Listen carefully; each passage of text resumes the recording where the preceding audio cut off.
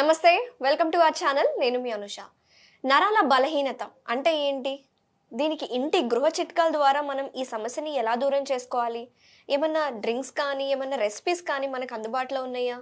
ఈ అంశం గురించి మాట్లాడడానికి ప్రస్తుతం మనతో పాటు ఉన్నారు ప్రముఖ హోమియో ఫిజిషియన్ డాక్టర్ శృతి గారు.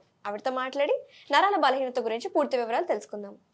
నమస్తే శృతి గారు. నమస్తే. ఎలా ఉన్నారు? బాగున్నాను. మీరు ఎలా ఉన్నారు? నేను కూడా చాలా బాగున్నాను. సో నరాల బలహీనత అంటే ఏంటంటారు? జనరల్గా ఈ మధ్య కాలంలో నరాల బలహీనత అనేది ఆల్మోస్ట్ ఒక 10 పీపుల్కి తీసుకుంటే 8 పీపుల్కి చాలా వరకు నరాల బలహీనత అనేది ఉంది. చాలా కారణాల వల్ల ఈ నరాల బలహీనత అనేది చూస్తూ ఉంటాము. నిద్ర లేకపోవడం, అలాగే ఎక్కువగా ఆల్కహాల్ కన్జంప్షన్ చేయడము, స్మోకింగ్, అలాగే కొన్ని రకాల హెల్త్ డిసీజెస్ వల్ల ఈ నరాల బలహీనత అనేది రావచ్చు. అలాగే అరికాలలో మంటలు, తిమ్మిర్లు, పొడిచినట్టుగా ఉండడము, స్పర్శ కోల్పోతూ ఉండడము, ఇవన్నీ కూడా నరాలలో మైలిన్ షీట్ అనేది ఉంటుంది. సో ఆ మైలిన్ షీట్ అనేది మనకి తగ్గిపోవడం ద్వారా మనకి ఈ మంటలు కానివ్వండి, నరాల బలహీనత అవ్వచ్చు, ఏదైతే ఉందో ఇవన్నీ కూడా పెరగడం జరుగుతూ ఉంటుంది.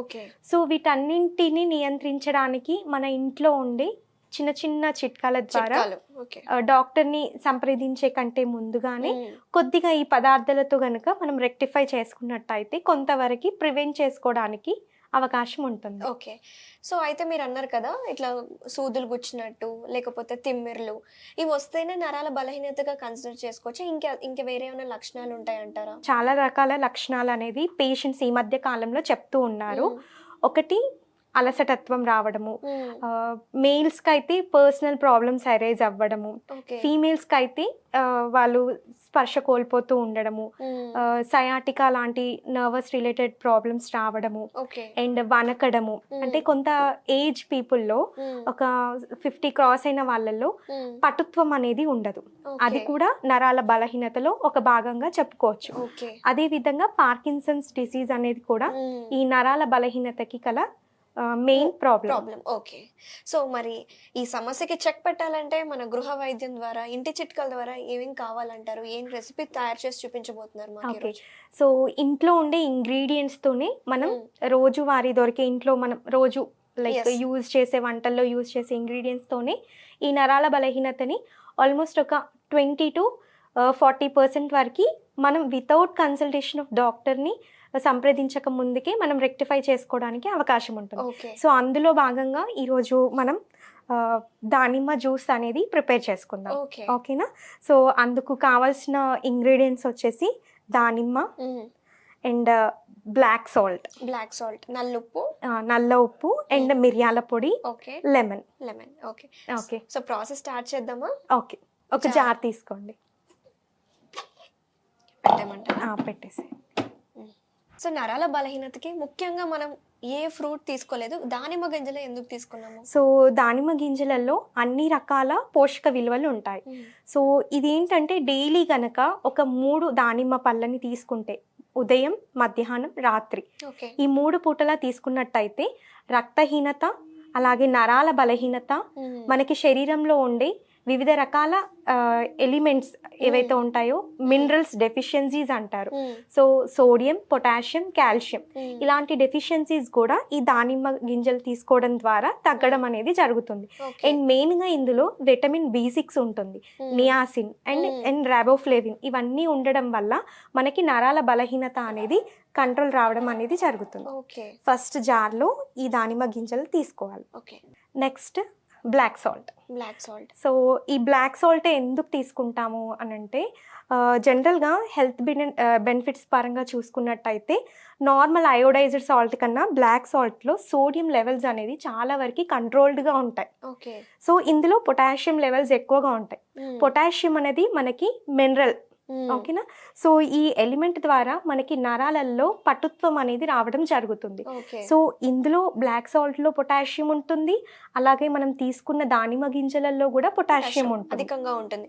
మరి మీరు ఒక ఫ్రూట్ తీసుకోవాలి, 3 పూట్ల తీసుకోవాలి, పొద్దున, మధ్యాహ్నం, సాయంత్రం.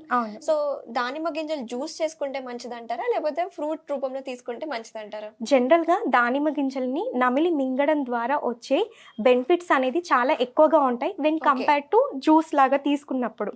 కానీ కొంతమందికి ఏంటంటే దానిమ్మ గింజల్ని నమలడం ద్వారా కొంచెం మౌత్ అంతా రెడ్ గా అవుతుంది, అనీజీగా ఉంటుంది, ఆ ఫ్లేవర్ అంత ఎలాగో ఉంటుంది. కొందరు పిల్లలు కూడా సహించరు.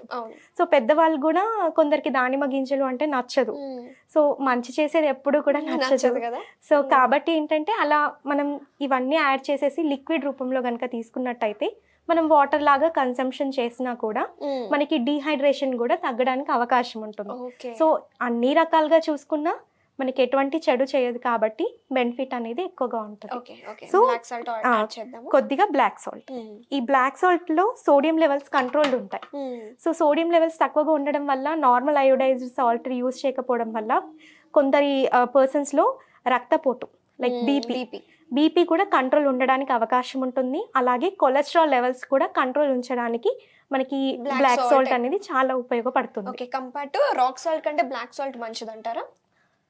చాలా రకాలుగా చూసుకుంటే బ్లాక్ సాల్ట్ ఆయుర్వేద పరంగా కూడా చాలా బెనిఫిట్స్ అనేవి ఎక్కువగా ఉంటాయి. ఓకే, నెక్స్ట్ ఏం యాడ్ చేద్దామంటారు? మిరియాల పొడి, నల్ల మిరియాల పొడి. సో ఈ నల్ల మిరియాల పొడికి ఈ రంగు రావడానికి పెప్పరైన్ అనే ఒక కెమికల్ ఉంటుంది. సో ఇది చాలా వరకు మనం కింగ్ ఆఫ్ మసాలాస్ అంటారు. చాలా స్పైసెస్ ఉంటాయి. సో ఆ స్పైసెస్ వల్ల ఏమవుతుంది అని అంటే ఘాటుగా ఉంటుంది. బిర్యానీస్లలో అట్లా ఎక్కువగా ప్రిఫర్ చేస్తూ ఉంటారు. కొంతమంది తీసేస్తూ ఉంటారు, తినలేరు, ఘాటు ఎక్కువగా ఉంటుంది కాబట్టి. ఓకేనా. సో ఈ ఘాటుని తగ్గించడానికి మనం వివిధ రకాలుగా ఉపయోగిస్తూ ఉంటాం. సో దీంట్లో ఉపయోగించడానికి రీజన్ ఏంటి నరాల బలహీనతకి అని అంటే ఇది యూజ్ చేయడం ద్వారా దీంట్లో పెప్పరైన్ అలాగే కొన్ని రకాల వైటమిన్స్ ఉంటాయి కాబట్టి మనం తీసుకునే దానికి సరిపడేటట్టుగా ఉంటుంది. సో ఒక పించ్ ఆఫ్ పెప్పర్ పౌడర్ అనేది తీసుకుందాం. సో దీని సైంటిఫిక్ నేమ్ కూడా పెప్పర్లిన్ లాంగా కదా? అవునండి. ఓకే అనుష, కొద్దిగా లెమన్ తీసుకుందాము. లెమన్లో వైటమిన్ సి ఎక్కువగా ఉంటుంది కాబట్టి మనకి ఎలాంటి vitamin related C related issues ఉన్నా కూడా కొద్దిగా కరెక్ట్ అవుతుంది. సో కొద్దిగా water. Okay,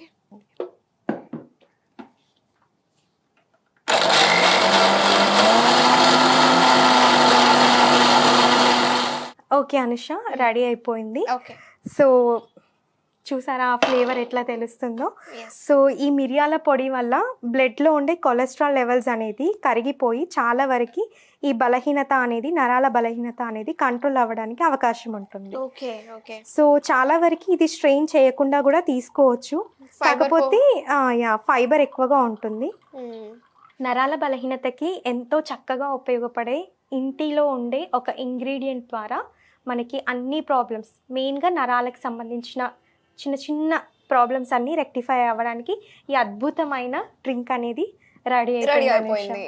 very nice. Okay, so చూసారు కదా వ్యూవర్స్, నరాల బలహీనత సమస్యతో బాధపడే వాళ్ళకి ఈ దానిమ్మ జ్యూస్ చాలా సింపులే అనిపించవచ్చు, కానీ దీంట్లో మంచి మంచి న్యూట్రిటివ్ వాల్యూస్ ఉన్నాయి, మినరల్స్ ఉన్నాయి. అధికంగా పొటాషియం ఉండడం వల్ల ఇది నరాల బలహీనతకి చాలా ఉపయోగపడుతుందండి.